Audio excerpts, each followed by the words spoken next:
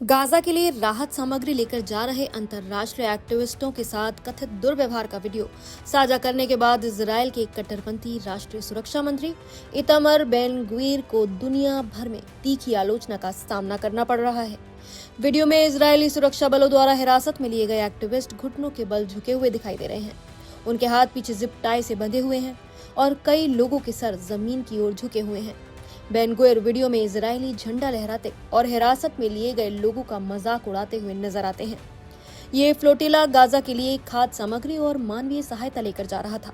आयोजकों के अनुसार 40 देशों के 400 से अधिक एक्टिविस्ट 50 नौकाओं पर सवार होकर तुर्की से निकले थे। उनका उद्देश्य गाजा पर इजरायल की नाकेबंदी को चुनौती देना और वहां फंसे नागरिकों तक राहत पहुंचाना था। मानवाधिकार संगठन अदालत ने दावा किया कि हिरासत में लिए गए एक्टिविस्टों के साथ व्यापक शारीरिक और मानसिक उत्पीड़न हुआ। संगठन के मुताबिक कई लोगों की पसलियां टूटने की आशंका है। कुछ को सांस लेने में दिक्कत हुई और 3 एक्टिविस्टों को अस्पताल तक ले जाना पड़ा। वकीलों ने भी आरोप लगाया है कि इजरायली बलों ने रबर बुलेट और टीजर का इस्तेमाल किया। कई लोगों को लंबे समय तक घुटनों के बल बैठाए रखा गया और महिलाओं के हिजाब तक खींचे गए। इस वीडियो के सामने आने के बाद यूरोप, ऑस्ट्रेलिया और न्यूजीलैंड समेत कई देशों ने कड़ी प्रतिक्रिया दी है। इटली के प्रधानमंत्री जॉर्जिया मेलोनी ने वीडियो को अस्वीकार्य बताते हुए कहा कि प्रदर्शनकारियों के साथ ऐसा व्यवहार मानव गरिमा के खिलाफ है। वहीं स्पेन के विदेश मंत्री होजे मैनुअल अल्बारेस ने इसे अमानवीय और शर्मनाक कहा। साथ ही इन लोगों को तुरंत रिहा करने और उनसे माफी मांगे जाने की बात भी कही। जबकि ब्रिटेन की गृह मंत्री येविट कूपर ने कहा कि वीडियो देखकर वो स्तंभ है। यहाँ तक कि इजरायल के करीबी सहयोगी अमेरिका के राजदूत माइक हकाबी ने भी बेन ग्वीर के व्यवहार को घृणित बताया। उन्होंने कहा कि इस तरह का व्यवहार इजरायल की गरिमा को नुकसान पहुंचाता है। यूरोपीय परिषद के अध्यक्ष एंटोनियो कोस्टा ने फ्लोटिला सदस्यों की तत्काल रिहाई की मांग की। वहीं ऑस्ट्रेलिया की विदेश मंत्री पेनी वोंग ने कहा कि जो तस्वीरें सामने आई हैं वो बेहद चौंकाने वाली हैं।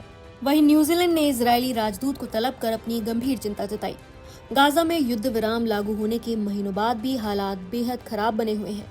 बड़ी संख्या में फिलिस्तीनी नागरिक अब भी टेंटों और अस्थायी शिविरों में रहने को मजबूर हैं। साफ पानी, भोजन और चिकित्सा सुविधाओं की भारी कमी बताई जा रही है। ऐसे में राहत सामग्री ले जा रहे इस फ्लोटिला को कई मानवाधिकार समूह मानवीय सहायता पहुंचाने की कोशिश के तौर पर देख रहे थे। अंतर्राष्ट्रीय दबाव बढ़ने के बाद इजरायल के प्रधानमंत्री बेंजामिन नेतन्याहू ने भी बेन ग्वीर की आलोचना की। नेतन्याहू ने कहा कि मंत्री का व्यवहार इजरायल के मूल्यों और मानकों के अनुरूप नहीं है और उन्होंने हिरासत में लिए गए लोगों को जल्द देश से बाहर भेजने का आदेश दिया है। इजरायल के विदेश मंत्री गिडेन सार ने भी बेन ग्वीर पर हमला बोलते हुए कहा कि आप इजरायल का चेहरा नहीं है। हालांकि बेन ग्वीर ने आलोचनाओं को खारिज करते हुए कहा कि इजरायल अब कमजोर देश नहीं रहा। इस विवाद के बीच इजरायल के एक और दक्षिणपंथी मंत्री बेज़लेल स्मोट्रिच भी चर्चा में है। उन्होंने वेस्ट बैंक के फिलिस्तीनी गांव खान अल अहमर को खाली कराने का आदेश दिया है। रिपोर्ट्स के मुताबिक इंटरनेशनल क्रिमिनल कोर्ट के अभियोजक कुछ इजरायली मंत्रियों और सैन्य अधिकारियों के खिलाफ गिरफ्तारी वारंट की मांग कर रहे हैं।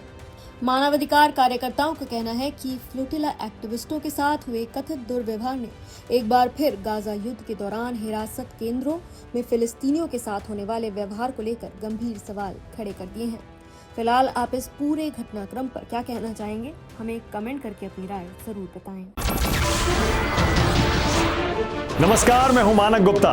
अगर आपको हमारा ये वीडियो पसंद आया हो तो इसे लाइक और शेयर जरूर करें और हाँ, हमें सब्सक्राइब और फॉलो करना ना भूलें ताकि आप देश और दुनिया की कोई खबर मिस ना करें।